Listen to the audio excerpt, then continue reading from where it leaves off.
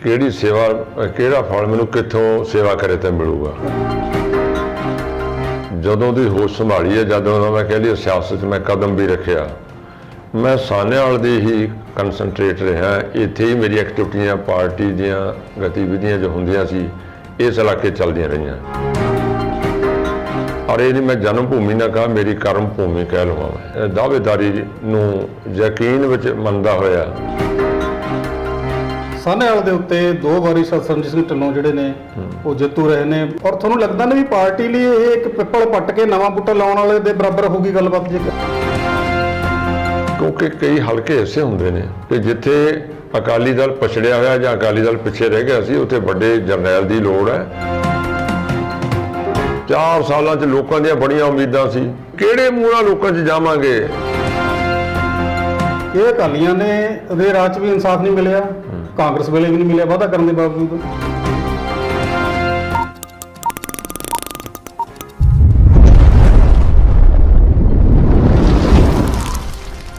News time Punjab ਤੋਂ ਮੈਂ ਪਰਮਜੀਤ ਸਿੰਘ ਬਾਗੜੀਆ।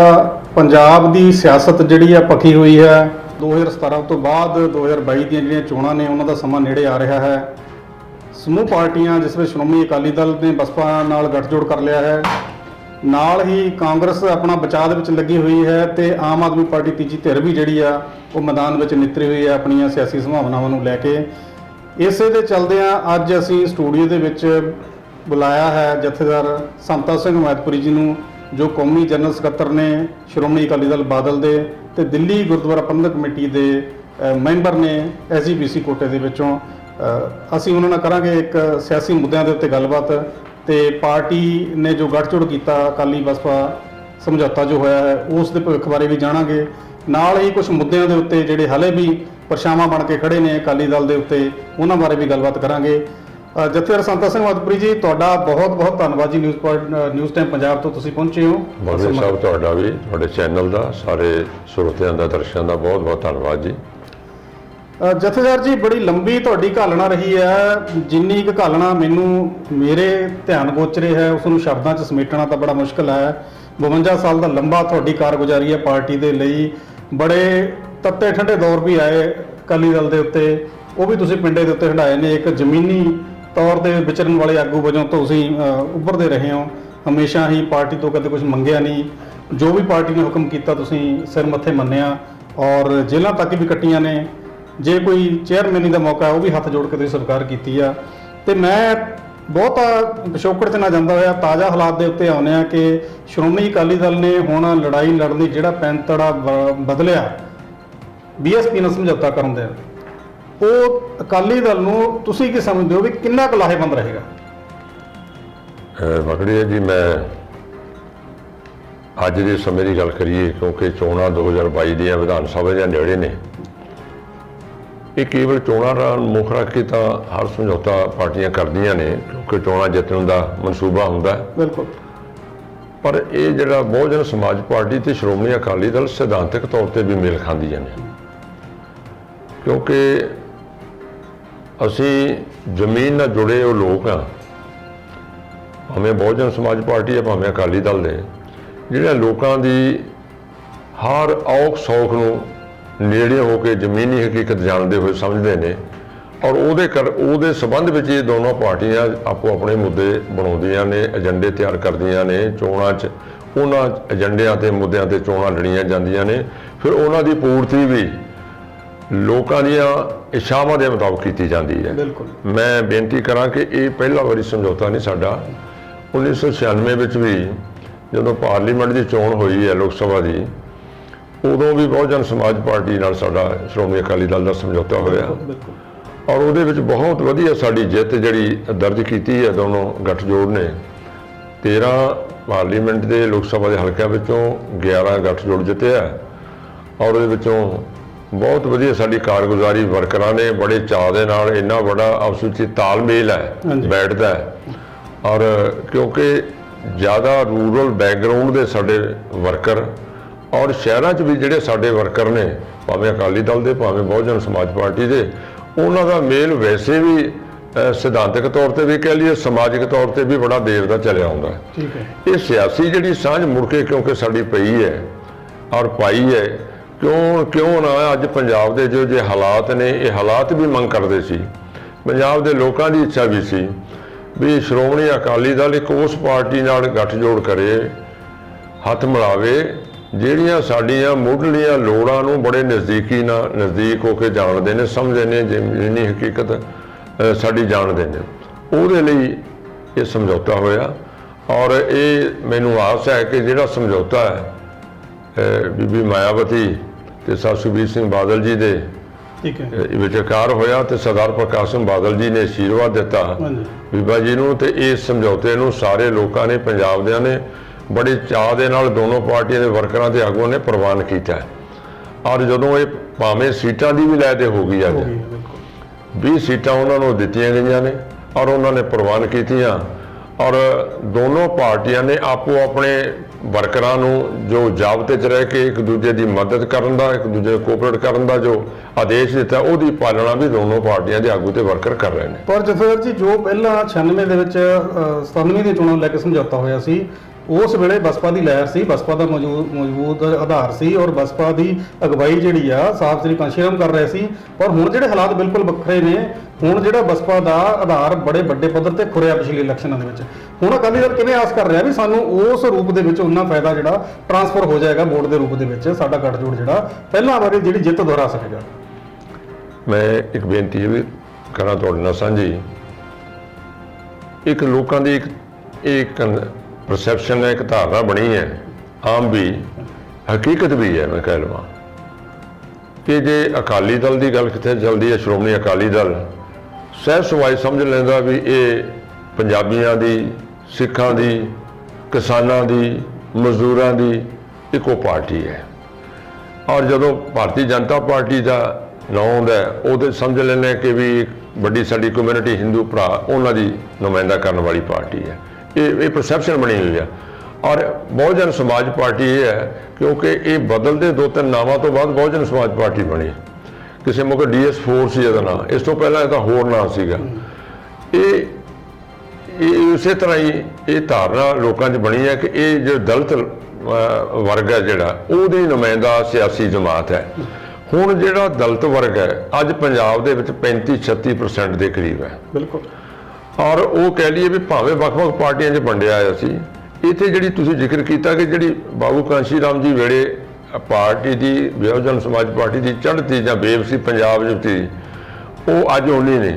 ਇਹ ਬਿਲਕੁਲ ਠੀਕ ਕਹਿੰਦੇ ਹੋ ਤੁਸੀਂ। ਪਰ ਫਿਰ ਵੀ ਇਹਨਾਂ ਕੋਲ ਬੈਲੈਂਸ ਵੋਟ ਹੈਗੀ, ਖਾਸ ਤੌਰ ਤੇ ਦੁਆਬੇ ਵਿੱਚ। ਅੱਜ ਵੀ ਆਪਾਂ ਦੇਖਿਆ ਪਿਛਲੀ ਪਾਰਲੀਮੈਂਟ ਦੀਆਂ ਚੋਣਾਂ ਹੁਣੇ ਲੰਘ ਕੇ ਗਈਆਂ ਨੇ 19 ਦੇ ਵਿੱਚ, ਉੱਥੇ ਵੀ ਇਹਨਾਂ ਨੂੰ ਕਾਫੀ % ਵੋਟ ਜਿਹੜੀ ਹੈਗੀ ਆ ਉਹ ਮਿਲੀ ਹੈ।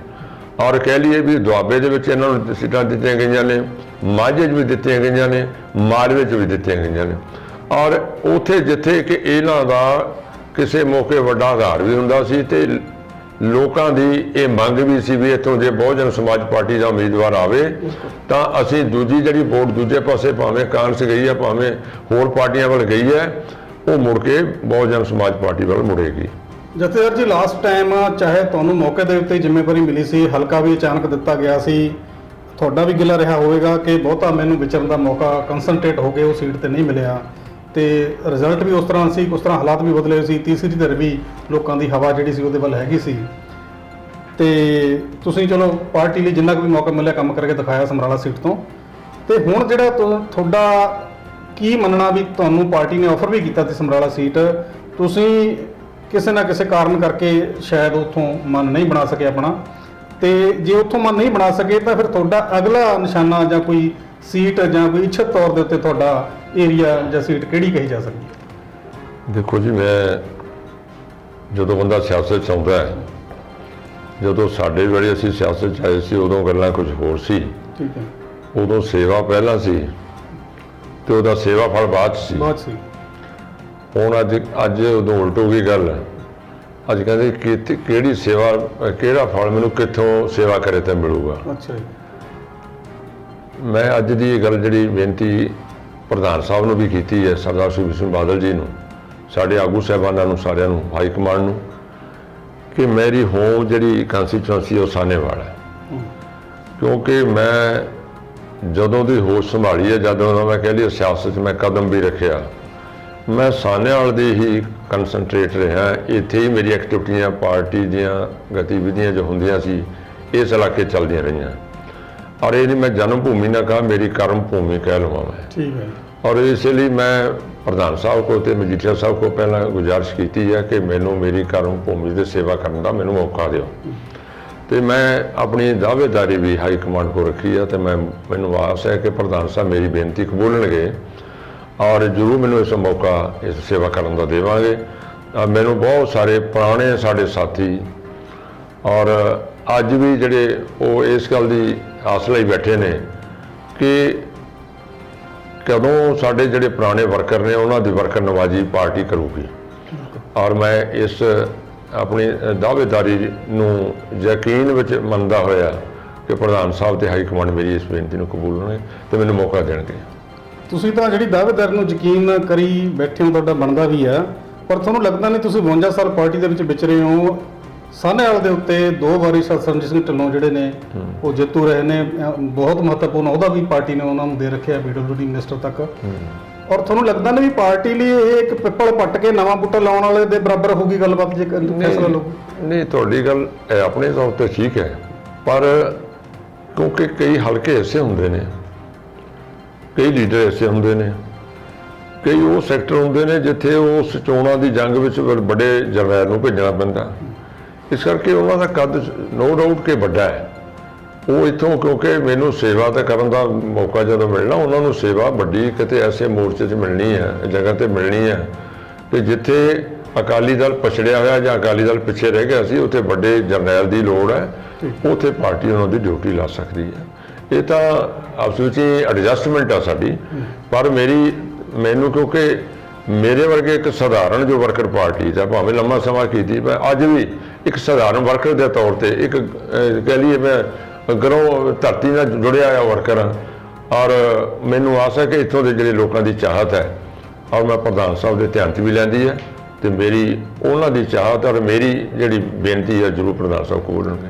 ਬਿਲਕੁਲ ਤੁਸੀਂ ਸਹੀ ਗੱਲ ਕਹੀ ਹੈ ਵੀ ਪ੍ਰਧਾਨ ਸਾਹਿਬ ਨੂੰ ਜੇ ਚਾਹਣ ਤਾਂ ਇੱਕ ਸਧਾਰਨ ਵਰਕਰ ਨੂੰ ਵੀ ਅੱਗੇ ਲੈ ਕੇ ਖੜਾ ਕਰ ਦਿੰਦੇ ਨੇ। ਜਿਵੇਂ ਸਾਧੂ ਸਿੰਘ ਘੜਾਣੀ ਨੂੰ ਖੜਾ ਕੀਤਾ ਸੀ ਉਹਨਾਂ ਨੇ ਪੈਲ ਤੋਂ ਲਿਆ ਕੇ, ਹਲ ਵਾਹੁੰਦੇ ਨੂੰ ਕਹਿੰਦੇ ਖੇਤ ਦੇ ਵਿੱਚੋਂ ਚੁੱਕ ਲਿਆ ਸੀ ਵੀ ਚੱਲ ਵੀ ਕਾਕਾ ਕਾਗਜ਼ ਭਰਨੇ ਆ, ਤੇ ਇਸ ਤਰ੍ਹਾਂ ਹੁੰਦਾ ਰਿਹਾ ਕਈ ਵਾਰੀ। ਪਰ ਮੈਨੂੰ ਇਹ ਦੱਸੋ ਵੀ ਅਕਾਲੀ ਦਲ ਜਿਹੜਾ ਹੁਣ ਲੜਾਈ ਲੜਨੀ ਚਾਹੁੰਦਾ ਔਰ ਸਰਕਾਰ ਵੀ ਬਣਾਉਣੀ ਤੱਕ ਰਿਹਾ ਕਾਂਗਰਸ ਦੇ ਮੁਕਾਬਲੇ, ਉਹਦੇ ਉੱਤੇ ਪਿਛਲੀਆਂ ਜੋ ਸੱਤਾ ਭੋਗੀ ਹੈ 5 ਸਾਲ ਲਗਾਤਾਰ 10 ਸਾਲ, ਉਸ ਦੇ ਵਿੱਚ ਜਿਹੜਾ ਬਰਗਾੜੀ ਦਾ ਕਾਂਡ ਆ, ਗੁਰੂ ਗ੍ਰੰਥ ਸਾਹਿਬ ਦੀ ਬੇਅਦਬੀ ਦਾ, ਇਹ ਵੀ ਹਲੇ ਪਰਛਾਵਾਂ ਵੜ ਕੇ ਲਟਕਿਆ ਹੋਇਆ ਹੈ। ਤੇ ਦੂਸਰਾ ਜਿਹੜਾ ਹੁਣ ਉੱਭਰ ਕੇ ਸੱਚ ਸਾਹਮਣੇ ਆ ਰਿਹਾ, ਕਾਲਾ ਸੱਚ ਕਹਾਂਗੇ ਅਸੀਂ ਇਹਨਾਂ ਨੂੰ, ਕਿ ਜਿਹੜੇ ਬਿਜਲੀ ਦੇ ਖਰੀਦ ਦੇ ਸਮਝੌਤੇ ਕੀਤੇ ਉਹਨੇ ਅਕਾਲੀ ਸਰਕਾਰ ਵੇਲੇ, ਵੀ ਇਹੋ ਜਿਹੇ ਵੱਡੇ ਮਸਲਿਆਂ ਦੇ ਉੱਤੇ ਕੀ ਅਕਾਲੀ ਦਲ ਸਰਵਾਈਵ ਕਰ ਪਾਏਗਾ ਆਪਣੇ ਇੰਨੇ ਵਿਰੋਧ ਦੇ ਬਾਵਜੂਦ? ਦੇਖੋ, ਜਿਸ ਪਾਰਟੀ ਦੀ ਆਪੋਜੀਸ਼ਨ ਨਹੀਂ ਨਾ ਹੈ ਉਹ ਪਾਰਟੀ ਕਦੇ ਤਕੜੀ ਨਹੀਂ ਹੋ ਸਕਦੀ। ਔਰ ਹਾਊਸ ਦੇ ਵਿੱਚ ਵੀ ਜਦੋਂ ਕੋਈ ਅਸੈਂਬਲੀ ਆ ਭਾਵੇਂ ਪਾਰਲੀਮੈਂਟ ਦਾ, ਜਦੋਂ ਆਪੋਜੀਸ਼ਨ ਤਕੜੀ ਹੁੰਦੀ ਹੈ ਹਾਊਸ ਵਿੱਚ ਚਤੰਨ ਹੋ ਕੇ ਤੇ ਵਧੀਆ ਫੈਸਲੇ ਕਰਦਾ ਹੈ। ਜਿਹੜੀ ਗੱਲ ਤੁਸੀਂ ਕੀਤੀ ਹੈ ਵੱਡੇ ਮਸਲੇ ਇਸ ਮੌਕੇ ਮੋਢੀ ਖੜੇ ਨੇ, ਬਿਲਕੁਲ ਸਹੀ ਗੱਲ ਹੈ। ਜਦੋਂ ਇਹ ਬਰਗਾੜੀ ਦੀ ਮੰਦਭਾਗੀ ਘਟਨਾ ਵਾਪਰੀ ਹੈ ਉਦੋਂ ਸ਼੍ਰੋਮਣੀ ਅਕਾਲੀ ਦਲ BJP ਦੀ ਸਰਕਾਰ ਸੀ ਸਨ 15 'ਚ, ਔਰ ਸਵਾ ਕੁ ਸਾਲ ਸਰਕਾਰ ਦਾ ਰਹਿੰਦਾ ਸੀ। ਔਰ ਉਹਦੇ ਵਿੱਚ ਸਾਰੀਆਂ ਪਾਰਟੀਆਂ ਨੇ ਬੜਾ ਰੌਲਾ ਪਾਇਆ ਵੀ ਇਹਦਾ ਜਿਹੜੇ ਅਸਲੀ ਦੋਸ਼ੀ ਨੇ ਉਹਨਾਂ ਕਟਹਿਰੇ 'ਚ ਖੜੇ ਕੀਤੇ ਜਾਣ। ਔਰ ਜਿੱਥੇ ਸਿੱਟ ਬਣਾਈ ਅਕਾਲੀ ਦਲ ਦੀ ਸਰਕਾਰ ਨੇ, ਸੁਖਬੀਰ ਸਿੰਘ ਬਾਦਲ ਹੋਮ ਮਿਨਿਸਟਰ ਸੀ, ਉਹਨੇ ਕਿਹਾ ਵੀ ਇਹ ਸਾਨੂੰ ਕਬੂਲ ਨਹੀਂ ਜੀ, ਆਪਾਂ CBI ਨੂੰ ਦਿਓ ਕੇਸ CBI ਨੂੰ ਦੇ ਦਿੱਤਾ। ਹੁਣ CBI ਜਦੋਂ ਐਂਟਰ ਕਰ ਜਾਂਦੀ ਹੈ ਕੇਸ ਉਹਦੇ ਕੋਲ ਹੋ ਗਿਆ, ਤੇ ਹੁਣ ਉਹ ਜਦੋਂ ਫੈਸਲਾ ਆਵੇਗਾ ਤਾਂ ਸਰਕਾਰ ਉਹਨੂੰ ਮੰਨਣ, ਉਹਦੇ ਤੇ ਕਹਿ ਜੇ ਬਾਉਂਡ ਹੋ ਜਾਂਦੀ ਹੈ ਮੰਨਣ ਲਈ। ਉਹ ਸਮਾਂ CBI ਦਾ ਤੁਹਾਨੂੰ ਪਤਾ ਵੀ ਲੰਘਾ ਦਿੱਤਾ, ਉਹਨਾਂ ਨਹੀਂ ਹੋ ਸਕਿਆ ਫੈਸਲਾ। ਉਹ ਦੋਸ਼ੀ ਅਸੀਂ ਇਸ ਗੱਲ ਦੇ ਹੋ ਗਏ, ਮੰਨੇ ਗਏ ਲੋਕਾਂ ਦੀ ਨਜ਼ਰ ਦੇ ਵਿੱਚ ਵੀ ਇਹਨਾਂ ਨੇ ਸਮੇਂ ਸਿਰ ਫੈਸਲਾ ਨਹੀਂ ਕੀਤਾ। ਪਰ ਜਦੋਂ ਜਿਹੜੀਆਂ ਉਸ ਮੌਕੇ ਦੇ ਵਿਰੋਧੀ ਸਾਰੀਆਂ ਪਾਰਟੀਆਂ ਤੇ ਈਵਨ ਕਾਂਗਰਸ ਤੇ ਹੋਰ ਪਾਰਟੀਆਂ ਵੀ ਤੇ ਪੰਥਕ ਜਥੇਬੰਦੀਆਂ ਵੀ, ਉਹ ਵੀ ਕਹਿਣ ਲੱਗੇ CBI ਨੂੰ ਦਿਓ ਜੀ, ਇਹ ਤਾਂ ਦੂਜਿਆਂ ਤੋਂ ਤੁਸੀਂ ਪਤਾ ਨਹੀਂ ਕਿਹੋ ਜਿਹਾ ਫੈਸਲਾ ਕਰਾਉਣਾ। ਇਹ ਮੰਨਿਆ ਅਕਾਲੀ ਦਲ ਦੀ ਸਰਕਾਰ ਨੇ ਵੀ ਠੀਕ ਹੈ। ਹੁਣ ਫੈਸਲਾ ਜੇ CBI ਦਿੰਦੀ ਜਿਹੋ ਜਿਹਾ ਕਰਦੀ ਉਹਦਾ ਉਹੋ ਜਿਹਾ ਲੋਕਾਂ ਦੇ ਸਾਹਮਣੇ ਆਉਣਾ ਸੀ, ਉਹ ਸਮਾਂ ਗੁਜ਼ਰ ਗਿਆ। ਔਰ 17 ਦੇ ਵਿੱਚ ਇਹੀ ਦੋ ਮੁੱਦੇ ਲੈ ਕੇ ਇਹ ਬਰਗਾੜੀ ਦੇ ਮੌਕੇ ਜੀ ਫੈਸਲਾ ਨਹੀਂ ਕਰਾ ਸਕੇ। ਬਾਈਬਲ ਕਲਾਂ ਤੇ ਕੋਟਕਪੂਰੇ ਜੋ ਗੋਲੀकांड ਹੋਇਆ ਉਹਦਾ ਉਹਨਾਂ ਦੋਸ਼ੀਆਂ ਨੂੰ ਨਹੀਂ ਪਕੜ ਸਕੇ। ਇਹ ਇਸ ਕਾਰਨ ਇਹ ਗੱਲਾਂ ਦੋ ਗੱਲਾਂ, ਕਿਉਂਕਿ ਜੋ ਸਿੱਟ ਦਾ ਫੈਸਲਾ ਜਾਂ CBI ਦਾ ਫੈਸਲਾ ਹੁੰਦਾ ਉਸ ਤੋਂ ਬਾਅਦ ਹੀ ਕੋਈ ਗੱਲ ਕਰਨ ਜੇ ਸਰਕਾਰ ਬਾਉਂਡ ਹੋਊਗੀ ਦੋਨੇ ਗੱਲਾਂ 'ਚ, ਤਾਂ ਉਹ ਸਾਨੂੰ ਉਸ ਗੱਲ ਦਾ ਖਮਿਆਜ਼ਾ ਭੁਗਤਣਾ ਪਿਆ। ਤੇ ਆਹ ਜਿਹੜੀ ਤੁਸੀਂ ਗੱਲ ਕਰਦੇ ਹੋ ਕਿ ਹੁਣ ਵੀ ਜਿਹੜੀ ਉਹਨਾਂ ਨੇ CBI ਤੋਂ ਵਾਪਸ ਲੈ ਕੇ ਕੈਪਟਨ ਦੀ ਸਰਕਾਰ ਨੇ ਆਪਣੀ ਸਿੱਟ ਜਿਹੜੀ ਦਿੱਤੀ ਵਿਜੇ ਕੁਮਾਰ ਪ੍ਰਤਾਪ ਸਿੰਘ ਨੂੰ, ਬਿਲਕੁਲ ਉਹਦੀ ਅਗਵਾਈ ਉਹਦਾ ਮੈਂਬਰ ਸੀਗਾ, 4 ਮੈਂਬਰ ਹੋਰ ਛੱਡ ਕੇ 5ਵਾਂ ਮੈਂਬਰ ਲੱਗਿਆ ਰਿਹਾ। ਸਰਕਾਰ ਨੇ ਸੋਚਿਆ ਨਾ ਵੀ ਇੱਕ ਮੈਂਬਰ ਵੈਲਿਡ ਹੁੰਦਾ ਕਿ ਨਹੀਂ ਹੁੰਦਾ, ਇਹਦੀ ਰਿਪੋਰਟ ਵੈਲਿਡ ਮੰਨੀ ਜਾਊ ਕਿ ਨਹੀਂ ਮੰਨੀ ਜਾਊ। ਔਰ ਉਹਨੇ ਵੀ ਪੂਰੀ ਇੱਕ ਮੈਂ ਕਹਾਂ ਵੀ ਇਹਨੂੰ ਸਿਆਸੀ ਰੰਗਤ ਦੇ ਕੇ ਔਰ ਆਪਣੇ ਸਿਆਸੀ ਕਰਨੇ ਕਰ ਦਿੱਤਾ ਉਹਦਾ ਸਾਰਾ। ਔਰ ਜਦੋਂ ਰਿਪੋਰਟ 4 ਸਾਲਾਂ 'ਚ ਲੋਕਾਂ ਦੀਆਂ ਬੜੀਆਂ ਉਮੀਦਾਂ ਸੀ, ਬੜੇ ਲੋਕਾਂ ਨੂੰ ਸੀ ਵੀ ਹੁਣ ਸਹੀ ਦੋਸ਼ੀ ਸਾਹਮਣੇ ਆਉਣਗੇ, ਸਾਨੂੰ ਵੀ ਸੀ ਵੀ ਚਲ ਸ਼ੁਕਰ ਆ ਗੱਲ ਨਿਬੜੂਗੀ ਇਹ ਵਿੱਚੋਂ। ਜਦੋਂ ਪੇਸ਼ ਕੀਤੀ ਹਾਈ ਕੋਰਟ ਨੇ, ਤੁਹਾਨੂੰ ਪਤਾ ਵੀ ਕਿਸ ਤਰ੍ਹਾਂ ਉਹਨੂੰ ਡਿਨਾਈ ਕੀਤਾ, ਕੀ ਕਹਿ ਕੇ ਕੀਤਾ, ਕੀ ਉਹਦੇ ਤੇ ਉਹਨਾਂ ਨੇ ਆਪਣੇ ਜਿਹੜੇ ਉਹਦਾ ਫੈਸਲਾ ਸੁਣਾਇਆ, ਉਹਦੇ ਤੇ ਉਲਟਾ ਉਹਦੇ ਤੇ ਦੋਸ਼ ਲਾਇਆ ਵੀ ਇਹ ਤੁਸੀਂ ਕਿਸ ਨਜ਼ਰ ਨਾਲ ਕਿਸ ਢੰਗ ਨਾਲ ਬਣਾਈ ਆ, ਇਹ ਕਿਹੜੇ ਲੋਕਾਂ ਦੇ ਕਹੇ ਤੇ ਬਣਾਈ ਆ, ਕੌਣ ਦੋਸ਼ੀ ਤੁਸੀਂ ਨਾਮਜ਼ਦ ਕਰਨ ਦਾ ਯਤਨ ਕੀਤਾ। ਉਲਟਾ ਉਹਨੂੰ ਉਸ ਗੱਲ ਦਾ ਭੰਡਿਆ ਗਿਆ ਤੇ ਸਰਕਾਰ ਦੀ ਇਹਦੇ 'ਚ ਬਦਨਾਮੀ ਹੋਈ ਆ। ਇਸੇ ਕਰਕੇ ਸਰਕਾਰ ਦੇ ਵਿੱਚ ਉਦੋਂ ਦਾ ਭੁਚਾਲ ਪਿਆ ਕਾਂਗਰਸ ਦੇ ਵਿੱਚ।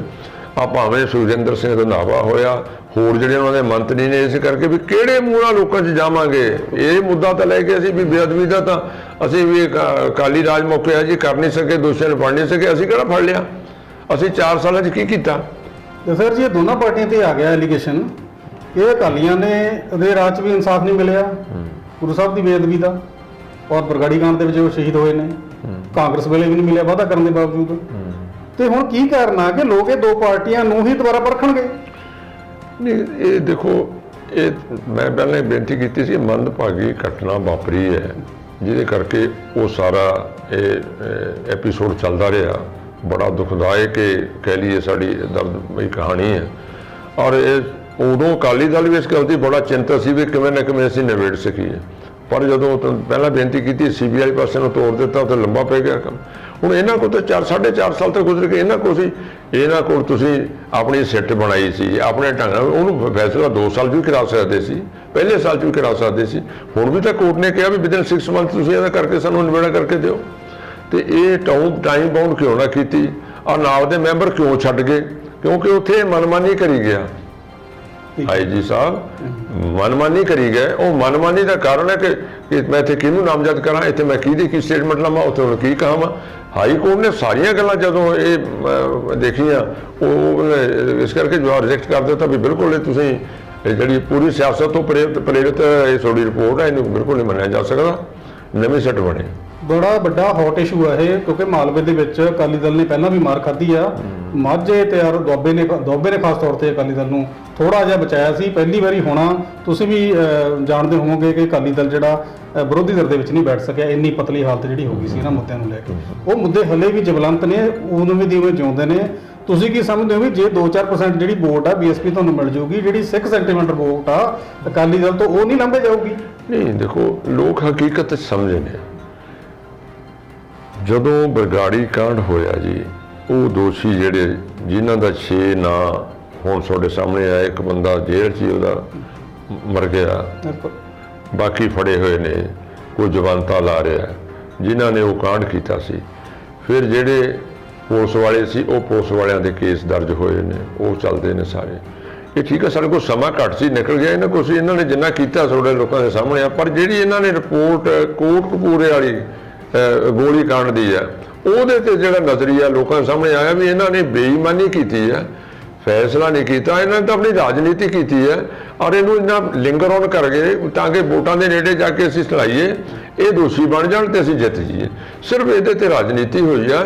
ਇਮਾਨਦਾਰੀ ਦੇ ਨਾਲ ਕਹਿ ਲਈਏ, ਆਪਣੇ ਗੁਰੂ ਪ੍ਰਤੀ ਸ਼ਰਧਾ ਰੱਖਦੇ ਹੋਏ ਇਹਦੇ ਕੋਈ ਫੈਸਲਾ ਵੱਲ ਧਿਆਨ ਨਹੀਂ ਸੀ ਸਰਕਾਰ ਦਾ। ਔਰ ਸਾਨੂੰ ਇਹ ਆਸ ਆ ਲੋਕ ਸਮਝ ਗਏ ਨੇ ਵੀ ਹਕੀਕਤ ਕੀ ਹੈ, ਅਕਾਲੀ ਦਲ ਕਿੰਨਾ ਕੁ ਦੋਸ਼ੀ ਹੈ ਤੇ ਕਾਂਗਰਸ 'ਚ ਕਿੰਨੀ ਦੋਸ਼ੀ ਬਣ ਗਈ। ਚਲੋ ਜਸਵੀਰ ਜੀ, ਉਹ ਤਾਂ ਗੱਲ ਹੁਣ ਇਲੈਕਸ਼ਨ ਤੇ ਮੁੱਕੜੀ ਹੈ ਜਾ ਕੇ। ਤੁਸੀਂ ਸਾਹਨੇਵਾਲ ਹਲਕਾ ਜਿਹੜਾ ਗੁਜ਼ਾਰਿਸ਼ ਕੀਤੀ ਹੈ ਪਾਰਟੀ ਨੂੰ ਵੀ ਮੈਨੂੰ ਸੇਵਾ ਦਾ ਮੌਕਾ ਦਿੱਤਾ ਜਾਵੇ, ਮੇਰਾ ਹੱਕ ਬਣਦਾ, ਮੇਰਾ ਹੋਮ ਡਿਸਟ੍ਰਿਕਟ ਹੈ, ਮੇਰੀ ਕਾਰਗੁਜ਼ਾਰੀ ਆ, ਮੇਰੀ ਇਹ ਕਰਮ ਭੂਮੀ ਆ। ਤੁਸੀਂ ਇਹ ਜਾਣਦੇ ਹੋ ਵੀ ਤੁਹਾਡੇ ਹੀ ਪਾਰਟੀ ਦੇ ਜਿਹੜੇ ਐਮਐਲਏ ਸਾਹਿਬਾਨ ਨੇ, ਮੰਤਰੀ ਵੀ ਰਹੇ ਨੇ, ਕਾਫੀ ਜਿਹੜਾ ਹਲਕੇ ਦੇ ਵਿੱਚ ਕੰਮ ਕਰਵਾਇਆ ਦਿਖਦਾ ਉਹਨਾਂ ਦਾ। ਪੁਲ ਵੀ ਬਣਾਇਆ ਉਹਨਾਂ ਨੇ, ਤਹਿਸੀਲ ਵੀ, ਸਬ ਤਹਿਸੀਲ ਵੀ ਬਣਾਈ ਆ, ਹੋਰ ਵੀ ਕਾਫੀ ਕੁਝ ਜਿਹੜਾ ਕਰਾਇਆ। ਤੁਹਾਨੂੰ ਕੀ ਲੱਗਦਾ ਵੀ ਹਲੇ ਵੀ ਹਲਕਾ, ਜੇ ਤੁਸੀਂ ਕਹਿੰਦੇ ਹੋ ਵੀ ਹਲਕੇ ਦੇ ਉੱਤੇ ਮੇਰਾ ਹੱਕ ਆ, ਮੈਂ ਇੱਥੋਂ ਲੜਨਾ ਚਾਹੁੰਦਾ, ਤੁਹਾਨੂੰ ਕੀ ਤੁਹਾਡੇ ਏਜੰਡੇ ਤੇ ਆ ਵੀ ਕੀ ਕੁਝ ਬਣਾ ਕੇ ਹਲਕੇ ਦੇ ਵਿੱਚ ਰੱਖਣਾ, ਜਾਂ ਤੁਹਾਡੀ ਚਾਹਤ ਆ ਵੀ ਇਹ ਹਲਕੇ ਨੂੰ ਆਹ ਚੀਜ਼ ਮਿਲਣੀ ਚਾਹੀਦੀ ਆ, ਆਹ ਪ੍ਰੋਜੈਕਟ ਮਿਲਣੇ ਚਾਹੀਦੇ ਆ, ਤਾਂ ਕਿ ਜਿਹੜਾ ਮੈਂ ਜੇ ਚੁਣਿਆ ਜਾਵਾਂ ਨੁਮਾਇੰਦਾ ਲੋਕਾਂ ਦਾ, ਤਾਂ ਮੈਂ ਇਹ ਕੰਮ ਪਹਿਲ ਦੇ ਆਧਾਰ ਤੇ ਕਰਾ ਸਕਾਂ। ਦੇਖੋ, ਜਦੋਂ ਕੋਈ ਐਮਐਲਏ ਬਣਦਾ ਹੈ, ਉਹ ਵੀ ਰੂਲਿੰਗ ਪਾਰਟੀ ਦਾ, ਫਿਰ ਵਜ਼ੀਰ ਬਣਦਾ ਹੈ, ਅਧਿਕਾਰ, ਪਾਵਰ ਉਹ ਸੱਥ 'ਚ ਬਹੁਤ ਆ ਜਾਂਦੀ ਹੈ, ਕਿਉਂਕਿ ਸਰਕਾਰ ਦਾ ਇੱਕ ਪਾਰਟ ਹੁੰਦਾ ਹੈ, ਡਾਇਰੈਕਟ ਉਹਦੀ ਸੰਬੰਧ ਹੁੰਦਾ ਹੈ ਕਹਿ ਲਈਏ ਚੀਫ ਮਿਨਿਸਟਰ ਦੇ ਨਾਲ। ਹੁਣ ਇਹ ਪੁਲ ਦੀ ਗੱਲ, ਸਬ ਤਹਿਸੀਲ ਦੀ ਗੱਲ, ਹੋਰ ਇੱਕ ਦੋ ਜਿਹੜੀਆਂ ਗੱਲਾਂ, ਇਹ ਡਿਊਟੀ ਵੀ ਬਣਦੀ ਸੀ, ਉਹਨਾਂ ਨੇ ਕੀਤੀਆਂ ਨੇ। ਠੀਕ ਹੈ, ਇਹ ਡਿਊਟੀ ਬਣਦੀ ਸੀ, ਕੀਤਾ। ਲੋਕ ਚੋਣ ਦਾ ਨੁਮਾਇੰਦਾ ਕਿਸ ਹਿਸਾਬ ਨਾਲ ਚੁਣਦੇ ਨੇ।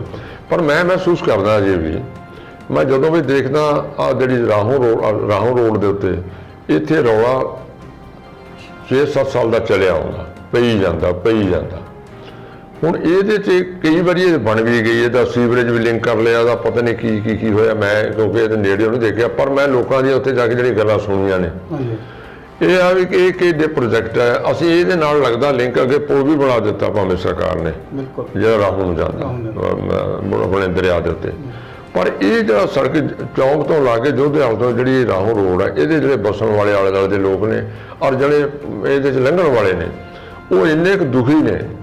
ਉਹ ਕਹਿੰਦੇ ਨੇ ਵੀ ਕੋਈ ਵੀ ਜਿਹੜਾ ਨੁਮਾਇੰਦਾ ਆਉਂਦਾ, ਹੁਣ ਦਾ ਆਇਆ, ਪਹਿਲਾਂ ਦਾ ਆਇਆ, ਆਉਣ ਵਾਲਾ ਕੀ ਕਰੂਗਾ। ਤੇ ਹੁਣ ਇੱਥੇ ਬੀਬੀ ਬਿੱਟੀ ਸਾਡੀ ਬੱਚੀ ਹੈ, ਉਹ ਕਾਂਗਰਸ ਦੀ ਸਰਕਾਰ ਆ, ਉਹਦੀ ਹਲਕਾ ਇੰਚਾਰਜ ਹੈ। ਹੁਣ ਉਹਦੇ ਕੋਲ 4.5 ਸਾਲ ਦਾ ਸਮਾਂ ਸੀ, ਹੁਣ ਉਹਦੇ ਕੋਲ ਅਧਿਕਾਰ ਦਾ ਸਾਰੇ ਐਮਐਲਏ ਵਾਲੇ ਨੇ, ਹੱਥ ਉਹਦਾ ਵੀ ਪੈਂਦਾ, ਤੇ ਉਹਨਾਂ ਨੇ ਵੀ ਕਿਹੜਾ ਤਵੱਜੋ ਦਿੱਤੀ ਇਸ ਗੱਲ ਦੀ। ਮੈਂ ਤਾਂ ਸੋਚੂ ਸਭ ਤੋਂ ਵੱਡੀ ਜਿਹੜੀ ਸਮੱਸਿਆ ਅੱਜ ਵੈਸੇ ਪਿੰਡਾਂ ਤੋਂ ਲਾ ਕੇ ਤਾਂ ਡਿਜ਼ਾਈਨਿੰਗ ਜਿਹੜਾ ਹਲਕਾ ਇਹ ਸ਼ਹਿਰ ਦਾ, ਔਰ ਬਾਦਲ ਸਾਹਿਬ ਨੇ ਇੱਕ ਬਹੁਤ ਵੱਡਾ ਇੱਕ ਫੈਸਲਾ ਕੀਤਾ ਸੀ ਵੀ ਜਿਹੜੀਆਂ ਕਲੋਨੀਆਂ ਗ੍ਰਾਮ ਪੰਚਾਇਤਾਂ ਬਣ ਵੀ ਗਈਆਂ, ਪੰਚਾਇਤਾਂ ਦੇ ਰੂਪ 'ਚ ਆ ਗਈਆਂ, ਉਹਨਾਂ ਕੋਲ ਛੱਪੜ ਤਾਂ ਹੈ ਨਹੀਂ ਜਿੱਥੇ ਸੀਵਰੇਜ ਦਾ ਪਾਣੀ ਕੱਢਿਆ ਜਾਵੇ। ਉਹਨਾਂ ਨੂੰ ਕਿਉਂ ਨਾ ਸੀਵਰੇਜ ਜਿਹੜਾ ਸ਼ਹਿਰ ਦਾ ਮਿਊਨਿਸਪੈਲਿਟੀ ਨਾਲ ਲਿੰਕ ਕੀਤਾ, ਉਹਨਾਂ ਨਾਲ ਐਗਰੀਮੈਂਟ ਕਰਵਾ ਕੇ ਉਹਨਾਂ ਦੇ ਲਿੰਕ ਕਰਵਾ ਦਿੱਤੇ। ਕਾਫੀ ਹੱਦ ਤੱਕ ਮਸਲਾ ਹੱਲ ਹੋਇਆ। ਪਰ ਜਿਹੜਾ ਇਹ ਵੱਡੀ ਗੱਲ ਸਮੱਸਿਆ ਜਿਹੜੀ ਇਸ ਇਲਾਕੇ ਦੀ ਮੈਂ ਦੇਖ ਰਿਹਾ ਕਿ ਜਿਹੜਾ ਇਹ ਰੋਡ ਹੈ ਔਰ ਇੱਥੇ ਜਿਹੜਾ ਸੀਵਰੇਜ ਉੱਥੇ ਪਾਇਆ, ਇਹ ਏਡੀ ਵੱਡੀ ਸਮੱਸਿਆ ਉੱਥੇ ਰਾਹਗੀਰਾਂ ਦੇ ਲਈ ਸਿਰਦਰਦੀ ਬਣਿਆ ਹੋਇਆ। ਔਰ ਸਰਕਾਰਾਂ ਇਹਦੇ ਤੇ ਕਈ ਵਾਰੀ ਫੈਸਲੇ ਕਰ ਲਏ, ਕਈ ਪ੍ਰੋਜੈਕਟ, ਕਈ ਵਾਰੀ ਸਕੀਮਾਂ ਬਣ ਗਈਆਂ, ਪਰ ਅਜੇ ਤੱਕ ਫੇਲ ਹੋਇਆ। ਔਰ ਸਭ ਤੋਂ ਵੱਡੀ ਇਹ ਮੇਰੀ ਮਨਸਾ ਹੈ ਵੀ ਸਭ ਤੋਂ ਪਹਿਲਾਂ ਇਹਨੂੰ ਪ੍ਰਾਇੋਰਟੀ ਦੇ ਕੇ ਕੰਮ ਹੋਣ ਵਾਲਾ। ਇੱਥੇ ਅੱਗੇ ਧੁਰ ਤੱਕ ਉਹ ਮਾਛੀਵਾੜਾ ਸਾਹਿਬ ਤੱਕ ਇਹ ਲਿੰਕ ਕਰਦੀ ਹੈ ਰੋਡ, ਆਲੇ ਦੁਆਲੇ ਜਿੰਨੇ ਪਿੰਡ ਵਸਣ ਵਾਲੇ ਨੇ, ਔਰ ਰੋਜ਼ਮਰਰਾ ਦੀ ਜ਼ਿੰਦਗੀ ਚਲਾਉਣ ਵਾਸਤੇ ਰੋਜ਼ ਦਿਨ ਔਰ ਰਾਤ ਲੰਘਦੇ ਵੀ ਨੇ। ਸੋ ਉਹਦੇ ਲਈ ਆਲੇ ਦੁਆਲੇ ਵਸੋਂ ਵੀ ਇੰਨੀ ਹੈਗੀ ਸ਼ਹਿਰ ਦੀ, ਉਹਦੇ ਲਈ ਜ਼ਰੂਰੀ ਹੈ ਕਿ ਪਹਿਲ ਦੇ ਆਧਾਰ 'ਤੇ ਮਸਲਾ ਹੱਲ ਹੋਵੇ। ਦੂਜੀ ਗੱਲ, ਇੱਥੇ ਮੈਂ ਸੋਚਦਾ ਸਾਡੇ ਸਾਹਨੇਵਾਲ ਦੇ ਵਿੱਚ ਨਾ ਜੀ, ਪ੍ਰੋਪਰ ਸਾਹਨੇਵਾਲ ਦੇ ਵਿੱਚ ਇੱਕ ਲੜਕੀਆਂ ਦਾ ਸਾਡੇ ਸਕੂਲ ਹੈ, ਸੀਨੀਅਰ ਸੈਕੰਡਰੀ ਸਕੂਲ, ਉਹ ਵੀ ਕਿਸੇ ਮੌਕੇ ਪ੍ਰਾਈਵੇਟ ਸਕੂਲ ਹੁੰਦਾ ਸੀ ਜੀ ਰੋਡ ਤੇ। ਉਹਨੂੰ ਜਦੋਂ ਟੇਕ ਓਵਰ ਕੀਤਾ ਨਾ ਜੀ 78 ਦੇ ਵਿੱਚ, ਉਦੋਂ ਬਾਦਲ ਸਾਹਿਬ ਦੀ ਸਰਕਾਰ ਸੀ, ਅਸੀਂ ਸਾਰਿਆਂ ਨੇ ਸਾਧ ਧਨਰਾਜ ਸਿੰਘ ਗਿੱਲ ਉਦੋਂ ਐਮਐਲਏ ਸਨ, ਅਸੀਂ ਉਹਨਾਂ ਦੇ ਰਾਹੀਂ ਬੇਨਤੀ ਕਰਕੇ ਇਹਨੂੰ ਟੇਕ ਓਵਰ ਕਰਵਾਇਆ, ਗਵਰਨਮੈਂਟ ਦਾ ਬਣ ਗਿਆ। ਹੁਣ ਉਹ ਨਰੋਲ ਲੜਕੀਆਂ ਦਾ ਸਕੂਲ, ਅਸੀਂ ਕਹਿੰਦੇ ਉਹਦੇ ਕੋਲ ਜਗ੍ਹਾ ਪਈ ਹੈ, ਕਿਉਂ ਨਾ ਉੱਥੇ ਡਿਗਰੀ ਦਾ ਨਾ ਮੈਂ ਕਹਾਂ ਕੋਈ ਮੈਡੀਕਲ ਦੇ ਇੰਸਟੀਚਿਊਟ ਜਾਂ ਕੋਈ ਨਰਸਿੰਗ ਕਾਲਜ, ਉੱਥੇ ਜੇ 4 ਕਿੱਲੇ 5 ਕਿੱਲੇ ਇੱਕ ਜਗ੍ਹਾ ਉਹ ਨਾਲ ਲੱਗਦੀ ਉਸੇ ਸਕੂਲ ਦੀ ਪਈ ਹੈ, ਲੈ ਕੇ ਉਹ ਲੜਕੀਆਂ ਦਾ ਹੀ ਬਣਾਇਆ ਜਾਵੇ, ਤਾਂ ਕਿ ਸਾਡੀਆਂ ਲੜਕੀਆਂ ਜਿਹੜੀਆਂ ਦੂਰ ਦਰਾਡੇ ਜਾਂਦੀਆਂ ਨੇ, ਜਾਂ ਅੱਜ ਵਿਦੇਸ਼ਾਂ 'ਚ ਵੀ ਇਹ ਲੋੜ ਆ, ਸਾਡੀ ਲੜਕੀਆਂ ਜਾਣਾ ਚਾਹੁੰਦੀਆਂ ਨੇ, ਉਹ ਉੱਥੋਂ ਆਪਣੀ ਕੋਈ ਮੈਡੀਕਲ ਦੀ ਜਿਹੜੀਆਂ ਡਿਗਰੀਆਂ, ਭਾਵੇਂ BSc ਮੈਡੀਕਲ ਲੈਣ, ਚਾਹੇ ਉਹ ਦੂਸਰਾ ਆਪਣੇ ਨਰਸਿੰਗ ਦਾ ਕਰਨ, ਇਹ ਇੱਦਾਂ ਦੇ ਉੱਥੇ ਕਾਲਜ ਚਾਹੀਦਾ, ਜ਼ਰੂਰੀ ਹੈ। ਠੀਕ ਹੈ ਜੀ, ਇਹ ਮੈਂ ਸਮਝਦਾ ਜ਼ਰੂਰ। ਦੋ ਗੱਲਾਂ ਤੇ ਜਿਹੜਾ ਫੋਕਸ ਰਹੇਗਾ। ਮੁਲਾਕਾਤ ਹੋਈ ਹੈ ਤੁਹਾਡੇ ਨਾਲ, ਇੱਕ ਆਖਰੀ ਸਵਾਲ ਹੈ ਕਿ ਪੰਜਾਬ ਦੇ ਵਿੱਚ ਜੋ ਨਸ਼ੇ ਵਧੇ ਨੇ, ਮਾਫੀਆ ਵਧਿਆ, land mafia, transport mafia, cable mafia, ਔਰ ਆਮ ਲੋਕਾਂ ਦੀ ਜਿਹੜੀ ਰੱਜ ਕੇ ਲੁੱਟ ਖਸੁੱਟ ਹੁੰਦੀ ਹੈ ਇੱਥੇ, ਨਾ ਹੀ ਉਹ ਅਕਾਲੀ ਸਰਕਾਰ ਵੇਲੇ ਘਟਿਆ ਨਸ਼ੇ, ਨਾ ਹੀ ਹੁਣ ਕਾਂਗਰਸ ਸਰਕਾਰ ਵੇਲੇ ਆ। ਕੀ ਕਾਰਨ ਆ? ਕੀ ਤੁਸੀਂ ਸਮਝਦੇ ਹੋ ਵੀ ਸਰਕਾਰਾਂ ਆਉਂਦੀਆਂ ਜਾਂਦੀਆਂ ਰਹਿਣਗੀਆਂ, ਪੰਜਾਬ ਦੀ ਜਵਾਨੀ ਇੱਦਾਂ ਹੀ ਖੋਖਲੀ ਹੁੰਦੀ ਰਹੂਗੀ, ਜਿਹੜੀ ਥੋੜ੍ਹਾ ਜਿਹਾ ਆਪਣਾ ਬਚਾਅ ਕਰ ਸਕਦੀ ਉਹ ਵਿਦੇਸ਼ਾਂ ਵੱਲ ਭੱਜਦੀ ਰਹੂਗੀ, ਕੋਈ ਪਾਰ ਉਤਾਰਾ ਕਰਨ ਵਾਲਾ, ਕੋਈ ਸਿਆਸੀ ਮੁਹਾਜ ਕੋਈ ਜਾਂ ਸਿਆਸੀ ਧਿਰ ਕੋਈ ਕੋਈ ਇਦਾਂ ਦੀ ਜਿਹੜੀ ਹੈ ਪੰਜਾਬ ਨੂੰ ਬਚਾ ਲਵੇ, ਉਹ ਤੁਸੀਂ ਦੇਖਦੇ ਹੋ ਵੀ ਤੁਸੀਂ ਪਾਰਟੀ 'ਚ ਵੀ ਰਹਿੰਦੇ ਹੋ, ਵੀ ਕੋਈ ਇਸ ਤਰ੍ਹਾਂ ਦਾ ਉਪਰਾਲਾ ਜਿਹੜਾ ਹੋ ਸਕੇਗਾ ਸਾਰਥਕ? ਇਹ ਜਿਵੇਂ ਕਹੀਏ ਦੁਖਦਾਇਕ ਪਹਿਲੂ ਹੈ ਸਾਡੇ ਪੰਜਾਬ ਦਾ ਕਿ ਪੰਜਾਬ ਜਿਹੜਾ ਕਿਸੇ ਮੌਕੇ ਦੁਨੀਆ 'ਚ ਇਸ ਕਰਕੇ ਪ੍ਰਸਿੱਧੀ ਇੱਥੇ ਦੇ ਨੌਜਵਾਨੀ ਦਾ, ਇੱਥੋਂ ਦੀ ਕਿਸਾਨੀ ਦੇ ਕਰਕੇ ਜਾਣਿਆ ਜਾਂਦਾ ਸੀ। ਇਹ ਖਿੱਤਾ ਐਸਾ ਕੁਦਰਤ ਦੇ ਤੌਰ ਤੇ ਅਸੀਂ ਉਹ ਖਿੱਤੇ ਦੇ ਵਸਣ ਵਾਲੇ ਹਾਂ ਜਿਸ ਖਿੱਤੇ ਦੀ ਕਹਿ ਲਈਏ ਵੀ ਜੰਮਣ ਵਾਲੇ ਨੂੰ ਇਹ ਗੌਰਵ ਤੇ ਮਾਣ ਹੁੰਦਾ ਹੈ ਕਿ ਅਸੀਂ ਉਹ ਧਰਤੀ ਤੇ ਜਾਏ ਹਾਂ ਜਿੱਥੇ ਗੁਰੂ ਸਾਹਿਬਾਨਾਂ ਦਾ ਵਿਚਰਨਾ ਹੋਇਆ, ਪੀਰ ਪੈਗੰਬਰ ਅਵਤਾਰ ਇੱਥੇ ਆਏ, ਇੱਥੇ ਵੱਡੇ ਵੱਡੇ ਯੋਧੇ ਜਰਨੈਲ ਹੋਏ। ਇਹ ਸਾਰੀਆਂ ਗੱਲਾਂ ਪਰ ਜਦੋਂ ਅਸੀਂ ਅੱਜ ਦੇ ਸਮੇਂ ਦੇ ਵੱਲ ਮੁੜਦੇ ਹਾਂ ਵੀ ਇਹ ਹਾਲਾਤ ਕੀ ਬਣ ਗਏ।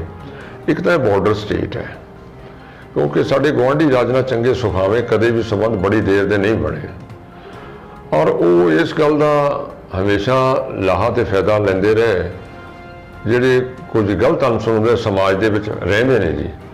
ਉਹ ਚਾਹੇ ਨਸ਼ਾ ਵੇਚਣ ਲੱਗ ਜਾਣ, ਚਾਹੇ ਲੁੱਟਾਂ ਖੋਹਾਂ ਕਰ ਲੈਣ, ਕ੍ਰਾਈਮ ਵਧਣ, ਇਹ ਸਮਾਜ ਗਲਤ ਅਨਸਰ ਨੇ ਜਿਹੜੇ ਇਹ ਲੋਕਾਂ ਦੇ ਸਹਿਯੋਗ ਨਾਲ ਇਹ ਨੱਪੇ ਜਾ ਸਕਦੇ ਨੇ। ਪਰ ਫਿਰ ਵੀ ਸਾਡੀ ਸਰਕਾਰ ਮੌਕੇ 10 ਸਾਲ ਰਹੀ ਹੈ। ਇਹ ਠੀਕ ਹੈ, ਨਸ਼ੇ ਦੀ ਗੱਲ ਕਰਦੇ ਹੋ ਤੁਸੀਂ, ਬੜੀਆਂ ਖੇਪਾਂ ਉਦੋਂ ਵੀ ਫੜੀਆਂ ਗਈਆਂ, ਉਦੋਂ ਵੀ ਬੰਦੇ ਬੜੇ ਅਰੈਸਟ ਕੀਤੇ ਗਏ। ਉਹ ਲੋਕਾਂ ਨੂੰ ਰਾਹਤ ਦੇਣ ਵਾਸਤੇ ਵੀ ਜਿਹੜੇ ਨਸ਼ਾ ਛੱਡਣਾ ਚਾਹੁੰਦੇ ਉਹ ਨਸ਼ਾ ਛਡਾਊ ਕੈਂਪ ਵੀ ਸਰਕਾਰਾਂ ਨੇ, ਹਸਪੀਟਲ ਨੇ ਸਾਰੇ ਖੋਲ੍ਹੇ ਵੀ। ਪਰ ਮੈਂ ਇਹ ਸੋਚਦਾ ਵੀ ਇਹ ਜਿਹੜੀ ਨਸ਼ੇ ਵਾਲੀ ਗੱਲ ਹੈ ਇਹ ਸਾਡੇ ਲਈ ਇੱਕ ਇਹੋ ਜ਼ਹਿਮਤ ਹੈ ਜਿਹੜੀ ਸਾਡੀ ਨੌਜਵਾਨੀ ਨੂੰ ਖਤਮ ਕਰ ਰਹੀ ਹੈ। ਔਰ ਮਾਪੇ ਇਸੇ ਕਰਕੇ ਤੁਹਾਡੇ ਵਾਲੀ ਗੱਲ ਠੀਕ ਹੈ, ਮਾਪੇ ਸੋਚਦੇ ਨੇ ਸਾਡਾ ਬੱਚਾ +2 ਕਰ ਗਿਆ, ਇਹਨੂੰ ਹੋਰ ਨਾ ਅੱਗੇ ਪੜ੍ਹਾਈਏ, ਹੁਣ ਸਾਡੇ ਕਬਜ਼ੇ ਹੈਗਾ, ਜਦੋਂ ਫਿਰ ਸਭ ਤੋਂ ਬਾਹਰ ਕਿਸੇ ਹੋਰ ਸੁਸਾਇਟੀ ਚਲੇ ਆ ਕੇ ਤੇ ਨਸ਼ਿਆਂ 'ਚ ਨਾ ਪੈ ਜਾਵੇ, ਮਾੜੀ ਵਹਿਮ 'ਚ ਨਾ ਪੈ ਜਾਵੇ ਕਿ ਉਹਨਾਂ ਨੂੰ ਆਈਲੈਟ ਕਰੀਏ ਵਿਦੇਸ਼ਾਂ ਚਲਾ ਜਾਵੇ, ਉੱਥੇ ਕੰਮ ਕਰੂ ਰੋਟੀ ਖਾਊਗਾ। ਜ਼ਮੀਨਾਂ ਵੇਚ ਕੇ ਜਾ ਰਹੇ ਨੇ, ਸਾਡੀ ਤਰਾਸਦੀ ਹੈ, ਸਾਡਾ ਦੁਖਾਂਤ ਹੈ। ਇਹ ਠੀਕ ਹੈ ਤੁਹਾਡੀ ਗੱਲ, ਸਰਕਾਰਾਂ ਲੱਗੀਆਂ ਨੇ, ਭਾਵੇਂ ਸਾਡੀ ਸਰਕਾਰ ਮੌਕੇ ਵੀ ਬੜਾ ਕੋਸ਼ਿਸ਼ ਕੀਤੀ ਗਈ। ਔਰ ਜਿਹੜੇ ਤੁਸੀਂ ਗੱਲ ਕਰਦੇ ਹੋ ਰੇਤ ਮਾਫੀਆ ਫਲਾਣਾ ਦੂਜਾ ਕੇਬਲ ਮਾਫੀਆ, ਟਰਾਂਸਪੋਰਟ ਮਾਫੀਆ, ਇਹ ਦੇਖੋ ਇਹਦੇ ਤੇ ਸਕੰਜੇ ਸਮੇਂ ਸਰਕਾਰ ਨੇ ਕੱਸੇ ਨੇ ਬੁਰੀ ਤਰ੍ਹਾਂ। ਸਾਡੇ ਵੇਲੇ ਜਿਹੜਾ ਜਿੰਨੇ ਵੀ ਸੀਗੇ ਰੇਤੇ ਦੇ ਚੱਲਦੇ ਟੱਕ ਕਹਿਲਮਾ ਉਹ ਸਾਰੇ ਲਾਇਸੈਂਸੀ ਹੁੰਦੇ ਸੀ। ਉਹਦੇ 'ਚ ਜੇ ਕੋਈ ਹੇਰਾ ਫੇਰੀ ਕਰਦਾ ਸੀ, ਕਿੰਨੀਆਂ ਟਰਾਲੀਆਂ ਕਿੰਨੇ ਟਰੱਕ ਰੋਜ਼ ਫੜਨ ਦੀ ਖਬਰਾਂ ਲੱਗਦੀਆਂ ਸੀ, ਲੋਕ ਰੌਲਾ ਪਾਉਂਦੇ ਸੀ 10 ਤੋਂ 11 ਰੁਪਏ ਫੁੱਟ ਦਾ ਸੀ ਰੇਤਾ ਹੋ ਗਿਆ ਜੀ, 20 ਰੁਪਏ ਹੋ ਗਿਆ ਸੀ।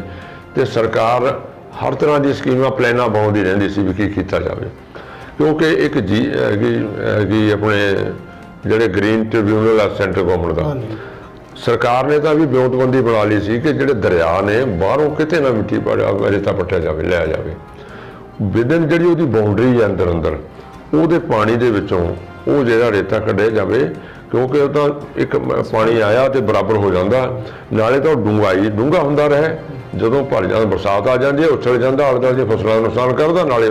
ਪਰ ਗ੍ਰੀਨ ਟ੍ਰਿਬਿਊਨਲ ਜਿਹੜਾ ਬਣਿਆ ਆ ਇੰਡੀਆ ਦਾ ਉਹਨੇ ਇਹਨੂੰ ਅਲਾਉ ਨਹੀਂ ਕੀਤਾ।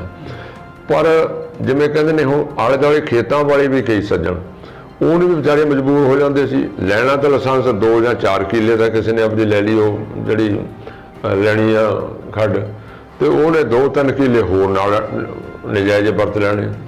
ਸੋ ਇਹ ਹੁੰਦਾ ਰਿਹਾ ਮੇਰੀ ਗੱਲ, ਪਰ ਇਹਦੇ ਤੇ ਨੱਥ ਪਾਉਣ ਦਾ ਯਤਨ ਪੂਰਾ ਰਿਹਾ। ਬਹੁਤ ਲੋਕਾਂ ਦੇ ਪਰਚੇ ਅੱਜ ਵੀ ਚੱਲਦੇ ਨੇ, ਪਰ ਹੁਣ ਵਾਲੀ ਤਾਂ ਸਿਰੇ ਲਾਤੀ ਗੱਲ। ਹੁਣ ਤੁਸੀਂ 2 ਦਿਨ ਦਾ ਦੇਖਿਆ ਸੁਖਬੀਰ ਜੀ ਨੇ ਆਪ ਚਾਹੇ ਮੌਕੇ ਤੇ ਦੇਖਿਆ ਰੇਡਾਂ ਕੀਤੀਆਂ ਨੇ, ਔਰ ਉਹ ਦੇਖੇ ਨੇ ਵੀ ਜਿਹੜੇ ਹੁਣ ਉਹ ਤਾਂ ਕਹਿੰਦੇ ਨੇ ਸਾਡੇ ਲਾਇਸੈਂਸ ਸੀ ਇਹਨਾਂ ਦੇ, ਇਹਨਾਂ ਨੂੰ ਦਿੱਤੇ ਨੇ, ਪਰਮਿਸ਼ਨ ਦਿੱਤੀ ਹੈ। ਜਿੱਥੇ ਪੁਲ ਆ ਹਾਈਵੇ ਦਾ ਉਹ ਤੋਂ 3 ਕਿਲੋਮੀਟਰ ਦੇ ਦਾਇਰੇ 'ਚ ਨਹੀਂ ਪੜ ਸਕਦੇ, ਉਹ 1 ਕਿਲੋਮੀਟਰ ਤੇ ਪੜਦੇ ਸੀ। ਕਿਵੇਂ ਦਿੱਤਾ ਲਾਇਸੈਂਸ ਸੀ? ਸਿਰਫ ਲੋਕਾਂ ਦੇ ਅੱਖੀਂ ਘੱਟਾ ਪਾਉਣ ਵਾਸਤੇ। ਔਰ ਕੌਣ ਕਰਾਉਂਦੇ ਨੇ? ਉਹਨਾਂ ਦੇ MLA ਨੇ, ਔਰ ਉਹਨਾਂ ਦੇ ਆਪ ਕਹਿੰਦੇ ਨੇ, ਉਹਨਾਂ ਦੇ ਜਿਹੜੇ ਮੰਤਰੀ ਨੇ ਵੀ ਸਾਡੇ ਲੋਕ ਰੇਤਾ ਵੇਚੀ ਜਾਂਦੇ ਨੇ, ਸਾਡੇ ਲੋਕ ਵੀ ਜਿਹੜੇ ਕਹਿ ਲਈਏ ਮਾਫੀਆ ਦਾ ਕੰਮ ਕਰਨ ਲੱਗ ਗਏ ਜੀ। ਕਈ ਵਾਰੀ ਜਥੇਦਾਰ ਜੀ ਜਿਹੜੇ ਸਮਝੌਤਿਆਂ ਦੇ ਜਾਂ ਸਰਕਾਰੀ ਕਾਰਗੁਜ਼ਾਰੀਆਂ ਦੇ ਲੁਕਵੇਂ ਸੱਚ ਨੇ ਜਿਹੜੇ ਉਹ ਸਮਾਂ ਪਾ ਕੇ ਸਾਹਮਣੇ ਆਉਂਦੇ ਨੇ। ਮੈਂ ਜਾਂਦੇ ਤੁਹਾਡੇ ਕੋਲੋਂ ਇੱਕ ਇਹੀ ਸਵਾਲ ਪੁੱਛਣਾ ਕਿ ਕਿਸਾਨੀ ਸੰਘਰਸ਼ ਜਿਹੜਾ ਪੂਰੇ ਜੋਬਨ ਤੇ ਆ ਔਰ ਹਰ ਪਾਰਟੀ ਨੂੰ ਉਹਦਾ ਸੇਕ ਲੱਗਿਆ ਹੋਇਆ। ਕੋਈ ਪਾਰਟੀ ਇਹ ਨਹੀਂ ਕਹਿ ਸਕਦੇ ਵੀ ਕਿਸੇ ਪਾਰਟੀ ਨੂੰ ਉਹਦਾ ਸੇਕ ਨਹੀਂ ਹੈਗਾ। ਲੋਕ ਜਿਹੜੇ ਨੇ ਕਿਸਾਨ ਨੇ ਉਹ ਆਪਣੀ ਨੰਗੇ ਧੜ ਹੋ ਕੇ ਆਪਣੀ ਲੜਾਈ ਆਪ ਲੜ ਰਹੇ ਨੇ। ਚਾਹੇ ਦਾਅਵਾ ਤੁਹਾਡਾ ਇਹ ਵੀ ਹੈ ਵੀ ਕਿਸਾਨੀ ਦੀ ਜਮਾਤ ਅਸੀਂ ਵੀ ਉਹਦੀ ਜਿਹੜੀ ਪੈਰਵਾਈ ਕਰਦੇ ਹਾਂ ਤੇ ਅਸੀਂ ਵੀ ਸਪੋਰਟ ਕਰਦੇ ਹਾਂ, ਜਾਂਦੇ ਵੀ ਰਹੇ ਨੇ ਲੋਕ ਸਾਰੇ ਅਕਾਲੀ ਦਲ ਦੇ ਵਿੱਚੋਂ। ਪਰ ਜਿਹੜਾ ਹੁਣ ਰੁੱਖ ਅਖਤਿਆਰ ਕੀਤਾ ਹੋਇਆ ਕਿਸਾਨ ਮੋਰਚੇ ਨੇ ਉਹਦੇ ਤੋਂ ਸਾਰੀਆਂ ਸਿਆਸੀ ਪਾਰਟੀਆਂ ਸਹਿਮੀਆਂ ਹੋਈਆਂ, ਡਰੀਆਂ ਹੋਈਆਂ ਨੇ ਵੀ ਸਾਨੂੰ ਕਿਤੇ ਚੋਣਾਂ 'ਚ ਇਹ ਸੇਕ ਨਾ ਭੁਗਤਣਾ ਪਵੇ। ਕਿਸਾਨੀ ਲਈ ਜੇ ਕਦੇ ਕੁਝ ਗੱਲ ਹੋਈ ਅੱਜ ਤੱਕ ਅਕਾਲੀ ਸਰਕਾਰਾਂ ਮੁਖੀ ਹੋਈ ਹੈ। ਇਹ ਵੀ ਮੈਂ ਕਹਿ ਲਵਾਂ ਜੇ MSP ਵੀ ਸ਼ੁਰੂ ਕੀਤੀ ਤਾਂ ਅਕਾਲੀ ਸਰਕਾਰਾਂ ਮੁਖੀ ਹੋਈਆਂ ਔਰ ਹਰਿਆਣਾ ਨਾਲ ਲੈਂਦੀ। ਕਿਸੇ ਸਟੇਟ 'ਚ MSP ਨਹੀਂ ਹੈਗੀ ਕਣਕ ਦੇ ਝੋਨੇ ਤੇ, ਇਹ ਅਕਾਲੀ ਦਲ ਦੀ ਦੇਣ। ਆ ਜਿੰਨਾ ਮੰਡੀ ਮਾਰਕੀਟਿੰਗ ਐਕਟ ਜਾਂਦਾ ਇਹ ਸਾਰਾ ਅਕਾਲੀ ਦਲ ਦੀ ਦੇਣ ਹੈ ਜੀ। ਕਿੰਨੀਆਂ ਕਿੰਨੀਆਂ ਮੰਡੀਆਂ, ਫੋਕਲ ਪੁਆਇੰਟ ਅਲੱਗ ਬਣਾਏ, ਇਹ ਸਿਰਫ ਕਿਸਾਨੀ ਨੂੰ ਸਹੂਲਤ ਦੇਣ ਵਾਸਤੇ, ਇਹਨੂੰ ਬੜਾਵਾ ਦੇਣ ਵਾਸਤੇ। ਚਲੋ ਆ ਜਿਹੜੀ ਹੁਣ ਬਿੱਲ ਇਹਨਾਂ ਨੇ ਤਿੰਨ ਬਿੱਲ ਲੈਂਦੇ ਨੇ, ਇਹਨਾਂ ਦੇ ਬਿੱਲ ਜਦੋਂ ਤਿਆਰ ਹੋ ਰਹੇ ਸੀ ਤਿੰਨੇ, ਜਿਹਦਾ ਆਰਡੀਨੈਂਸ ਬਾਅਦ 'ਚ ਹੋਇਆ, ਉਹਦੇ ਮੈਂਬਰ ਕੈਪਟਨ ਮਨਿੰਦਰ ਸਿੰਘ ਜੀ ਸਨ। ਜਦੋਂ ਕਦੇ ਬੰਬੇ ਇਹਨਾਂ ਨੇ ਉਹਨੂੰ ਭੇਜਿਆ, ਮਨਪ੍ਰੀਤ ਬਾਦਲ ਨੂੰ ਭੇਜਿਆ, ਕਿਤੇ ਹੋਰ ਕਈ ਮੀਟਿੰਗਾਂ ਇਹਨਾਂ ਦੀਆਂ ਹੋਈਆਂ। ਅਕਸਰ ਖਰੜਾ ਤਾਂ ਪਹਿਲਾਂ ਦੇਖਿਆ ਨਾ ਬਿੱਲ ਦਾ, ਉਦੋਂ ਇਹਨਾਂ ਨੇ ਕਿਉਂ ਉਹਦੇ ਇਤਰਾਜ਼ ਨਹੀਂ ਸੀ ਕੀਤਾ ਜੀ। ਉਦੋਂ ਇਹ ਵੀ ਸਮਝਦੇ ਸੀ ਕਿ ਠੀਕ ਹੈ ਕਿ ਸਾਡੀ ਬੀਬੀ ਮੈਡਮ ਬੀਬੀ ਹਰਸਿਮਰਤ ਕੌਰ ਬਾਦਲ ਵੀ ਕੈਬਨਿਟ ਦੇ ਮੰਤਰੀ ਨੇ। ਜਦੋਂ ਇਹ ਕੈਬਨਿਟ 'ਚ ਗੱਲ ਚੱਲੀ ਉਦੋਂ ਉਹਨਾਂ ਨੇ ਇਸ ਗੱਲ ਦਾ ਇਤਰਾਜ਼ ਕੀਤਾ। ਉਹਨਾਂ ਨੇ ਕਈ ਵਾਰੀ ਕਿਹਾ ਵੀ ਜਦੋਂ ਇਹ ਕਿਹਾ, ਉਹ ਕਹਿੰਦੇ ਆਰਡੀਨੈਂਸ ਕਰਨਾ ਸੀ ਆਹ ਸਾਰੇ ਜਿੱਥੇ ਐਗਰੀਕਲਚਰ ਜਿਹੜੀਆਂ ਉਹ ਬੇਸਿਕ ਸਟੇਟਾਂ ਨੇ ਜਿਹਦੇ 'ਚ ਪੰਜਾਬੀ ਹੈ, ਉਹਨਾਂ ਦੇ ਚੀਫ ਮਿਨਿਸਟਰਾਂ ਦੀ, ਉਹਨਾਂ ਦੇ ਐਕਸਪਰਟਾਂ ਦੀ ਰਾਏ ਲੈ ਲਈ ਵੀ ਇਹ ਕਿਸਾਨ ਦੇ ਹਿੱਤ ਵਿੱਚ ਹੋਣਗੀਆਂ। ਉਹਨੇ ਫਿਰ ਇਤਰਾਜ਼ ਕੀਤਾ ਵੀ ਸਾਡੇ ਪੰਜਾਬ ਦੇ ਜਿਹੜੇ ਕਿਸਾਨ ਨੇ, ਉਹਨਾਂ ਦੇ ਆਗੂ ਨੇ, ਉਹਨਾਂ ਦੀ ਰਾਏ ਲੈ ਲੈਣੀ ਚਾਹੀਦੀ ਹੈ ਵੀ ਤਾਂ ਕਿ ਉਹਨਾਂ ਨੇ ਹੀ ਕਿਸਾਨਾਂ ਨੂੰ ਇਹਦੇ ਬਾਰੇ ਫਾਇਦੇ ਤੇ ਨੁਕਸਾਨ ਦੱਸਣੇ ਨੇ। ਉਹ ਕਹਿੰਦੇ ਜੀ ਕੋਈ ਨਹੀਂ, ਲੈ ਲਵਾਂਗੇ। ਆਰਡੀਨੈਂਸ ਕਰ ਦਿੱਤਾ 5 ਜੂਨ 20 ਨੂੰ ਜਾਰੀ ਤੁਹਾਡੇ ਸਾਹਮਣੇ। ਉਹਦਾ ਕੀ ਹੋਇਆ, ਥੋੜੇ ਦਿਨ ਤਾਂ ਉਹ ਫਿਰ ਕਿਹਾ ਵੀ ਤੁਸੀਂ ਆਰਡੀਨੈਂਸ ਜਾਰੀ ਕਰ ਦਿੱਤਾ, ਪਹਿਲਾਂ ਰਾਏ ਨਹੀਂ ਲਈ। ਮੈਨੂੰ ਯਾਦ ਹੈ ਕਿ ਮੈਂ 1 ਜੁਲਾਈ ਨੂੰ 2020 ਨੂੰ ਇੱਕ ਮੇਰੀ ਸਟੇਟਮੈਂਟ ਆਈ ਜਗਬਾਣੀ ਦੇ ਵਿੱਚ, ਔਰ ਉਹਦੇ ਉੱਤੇ BJP ਦੇ ਲੀਡਰ ਨੇ ਇਤਰਾਜ਼ ਕੀਤਾ ਕਿ ਜੀ ਤੁਹਾਡੇ ਆਗੂ, ਆਪਾਂ ਤਾਂ ਆਪਣੀ ਤਾਂ ਅਲਾਇੰਸ ਹੈ, ਉਹੀ ਇਤਰਾਜ਼ ਕਰੀ ਜਾਂਦੇ ਨੇ ਵੀ ਸਾਡੇ ਕਾਲੇ ਕਿਸਾਨ ਮਾਰੂ ਨੇ। ਮੈਂ ਕਿਹਾ ਜੀ ਮੈਂ ਬਿਲਕੁਲ ਕਹਿਣਾ ਵੀ ਜੀ ਤੁਸੀਂ ਮੈਨੂੰ ਤਲਬ ਕੀਤਾ, ਮੈਂ ਇਸ ਗੱਲ ਦਾ ਜਵਾਬ ਦਿਆਂ, ਪਰ ਮੈਂ ਆਪਣੀ ਜ਼ਮੀਰ ਦੀ ਆਵਾਜ਼ ਨਾਲ ਕਹਿਣਾ ਇਹ ਕਿਸਾਨੀ ਦੇ ਹਿੱਤ ਵਿੱਚ ਨਹੀਂ ਹੈਗੇ। ਤਾਂ ਅਕਾਲੀ ਦਲ ਨੇ ਫਿਰ ਰਿਵਿਊ ਕੀਤਾ ਇਸ ਗੱਲ ਨੂੰ, ਆਪਣੇ ਦੇ ਵਿਚਾਰ ਕਰ ਲੈਣੀ ਚਾਹੀਦੀ ਹੈ। ਫਿਰ ਗੱਲ ਚੱਲੀ ਵੀ ਉਹ ਕਹਿੰਦੇ ਵੀ ਤੁਹਾਡੇ ਵਾਲੀ ਗੱਲ ਠੀਕ ਨਹੀਂ, ਵੀ ਆਏ ਆਬਜੈਕਸ਼ਨ ਜਿਹੜੇ ਨੇ ਪਾਰਲੀਮੈਂਟ ਜਦੋਂ ਬਿੱਲ ਪੇਸ਼ ਕਰਾਂਗੇ ਉਦੋਂ ਪਹਿਲਾਂ ਇਹ 'ਚ ਅਮੈਂਡਮੈਂਟ ਕਰਕੇ ਲਿਆਵਾਂਗੇ ਆਰਡੀਨੈਂਸ। ਇਹ ਭਰੋਸਾ ਦਿੱਤਾ ਗਿਆ। ਹੁਣ ਅਲਾਇੰਸ ਵੀ ਹੈ ਤੇ ਨਾਲ ਸਰਕਾਰ 'ਚ ਹਿੱਸੇਦਾਰੀ ਵੀ ਹੈ। ਅਕਸਰ ਹੁਣ ਸਲਾਹ ਦੇ ਨਾਲ ਹੀ ਚੱਲਣਾ ਪੈਂਦਾ। ਅਸੀਂ ਆਪਣਾ ਆਬਜੈਕਸ਼ਨ ਥਾਂ ਸਰਕਾਰ ਕੋ ਕਰਦੇ ਰਹੇ। ਇੱਕ ਦਿਨ ਉਹ ਆ ਗਿਆ ਜਦੋਂ ਬਿੱਲ ਪੇਸ਼ ਹੋਣਾ ਸੀ। ਬਿੱਲ ਪੇਸ਼ ਹੋਣ ਵਕੇ ਸੁਖਬੀਰ ਸਿੰਘ ਬਾਦਲ ਜੀ ਨੇ ਕਿਹਾ ਵੀ ਅਸੀਂ ਅਮੈਂਡਮੈਂਟ ਨੂੰ ਕਹਿੰਦੇ ਰਹੇ, ਲੋਕਾਂ ਕੋਲ ਆਬਜੈਕਸ਼ਨ ਜਿਹੜੇ ਲੈ ਤੁਹਾਡੇ ਧਿਆਨ 'ਚ ਆਉਂਦੇ ਰਹੇ, ਪਰ ਤੁਸੀਂ ਹੂ ਬਹੂ ਆਰਡੀਨੈਂਸ ਆ ਜਿਹੜਾ ਉਹਨੂੰ ਬਿੱਲ ਦੇ ਰੂਪ 'ਚ ਲੈ ਆਂਦਾ। ਅਸੀਂ ਇਹਦੇ ਨਾਲ ਬਿਲਕੁਲ ਸਹਿਮਤ ਨਹੀਂ, ਅਸੀਂ ਬਿਲਕੁਲ ਇਸ ਦੇ ਹੱਕ ਵਿੱਚ ਨਹੀਂ, ਇਹਦੀ ਵਿਰੋਧਤਾ ਕਰਦੇ ਹਾਂ, ਅਸੀਂ ਤੁਹਾਡਾ ਅਲਾਇੰਸ ਵੀ ਛੱਡਦੇ ਹਾਂ। ਮੈਡਮ ਬਾਦਲ ਨੇ ਵੀ, ਸਾਡੀ ਨੇ ਬੀਬਾ ਨੇ ਵੀ ਸਰਕਾਰ ਬਿਜਲੀ ਤੋਂ ਅਸਤੀਫਾ ਦਿੱਤਾ। ਇਹ ਕਿਸਾਨੀ ਹਿੱਤ ਵਿੱਚ ਸੀ। ਇਹ ਮਤ ਕਹਿਣ ਲੋਕ ਵੀ ਲਓ ਜੀ ਵੋਟਾਂ ਦੇ ਕੇ ਕੀਤਾ। ਜਦੋਂ ਦੇਖੋ ਮੇਰੀ ਬੇਨਤੀ ਸੁਣੋ, ਉਦੋਂ ਤੋਂ ਲਾ ਕੇ ਅੱਜ ਤੱਕ ਵੀ ਅਸੀਂ ਕਿਸਾਨੀ ਦੇ ਹੱਕ ਵਿੱਚ ਜਦੋਂ ਕੋਈ ਪ੍ਰੋਗਰਾਮ ਹੁੰਦਾ ਜਾਂ ਹੁੰਦਾ, ਸਾਡੇ ਕਿਸਾਨ ਜਿਹੜੇ ਆਗੂ ਨੇ, ਵਰਕਰ ਨੇ, ਹਮੇਸ਼ਾ ਨਾਲ ਜਾਂਦੇ ਨੇ। ਅਸੀਂ ਇਹ ਦਾਅਵਾ ਨਹੀਂ ਕਰਦੇ ਕਿਸਾਨ ਬਣ ਕੇ ਜਾਂਦੇ ਨੇ, ਅਸੀਂ ਪਾਰਟੀ ਦਾ ਉਹ ਨਹੀਂ ਕਹਿੰਦੇ ਕੋਈ ਪਾਰਟੀ ਬਣ ਕੇ, ਪਾਰਟੀ ਦਾ ਲੀਡਰ ਬਣ ਕੇ, ਵਰਕਰ ਬਣ ਕੇ ਨਾ ਆਵੇ, ਕਿਸਾਨ ਬਣ ਕੇ ਆਵੇ। ਕਿਸਾਨ ਬਣ ਕੇ ਜਾਂਦੇ ਨੇ, ਅੱਜ ਵੀ ਨਾਲ ਸਹਿਮਤ ਹਾਂ। ਅਰੇ ਅਸੀਂ ਉਦੋਂ ਤੱਕ ਸਹਿਮਤ ਜਦੋਂ ਤੱਕ ਵਾਪਸ ਨਹੀਂ ਹੁੰਦੇ। ਅਸੀਂ ਕਿਸਾਨਾਂ ਦੇ ਹੱਕ ਵਿੱਚ ਹਮੇਸ਼ਾ ਆਦਾ ਨਾਰਾ ਨਹੀਂ ਮਾਰਿਆ, ਬਲਕਿ ਨਾਲ ਡਟ ਕੇ ਖੜਾਂਗੇ ਵੀ। ਜਥੇਦਾਰ ਸੰਤ ਸਿੰਘ ਵੈਦਪੁਰੀ ਜੀ, ਤੁਸੀਂ ਸਮਾਂ ਕੱਢਿਆ ਤੇ ਸਟੂਡੀਓ 'ਚ ਆਏ, ਤੁਹਾਡਾ ਬਹੁਤ ਬਹੁਤ ਧੰਨਵਾਦ ਜੀ। ਤੁਹਾਨੂੰ ਭਵਿੱਖ ਦੇ ਸਿਆਸੀ ਭਵਿੱਖ ਲਈ ਵੀ ਸ਼ੁਭਕਾਮਨਾਵਾਂ ਦਿੰਦੇ ਹਾਂ ਅਸੀਂ। ਧੰਨਵਾਦ ਜੀ ਮਗਲੇ ਸਾਹਿਬ, ਤੁਹਾਡਾ ਬਹੁਤ ਬਹੁਤ ਧੰਨਵਾਦ। ਚੈਨਲ ਸਾਹਿਬ ਬਹੁਤ ਧੰਨਵਾਦ। ਸਾਡੇ ਨਾਲ ਜੁੜੇ ਰਹਿਣ ਲਈ ਇਸ ਵੀਡੀਓ ਨੂੰ ਲਾਈਕ ਕਰੋ, ਸ਼ੇਅਰ ਕਰੋ, ਸਬਸਕ੍ਰਾਈਬ ਕਰੋ ਅਤੇ ਘੰਟੀ ਦਾ ਬਟਨ ਜ਼ਰੂਰ ਦਬਾਓ। ਧੰਨਵਾਦ।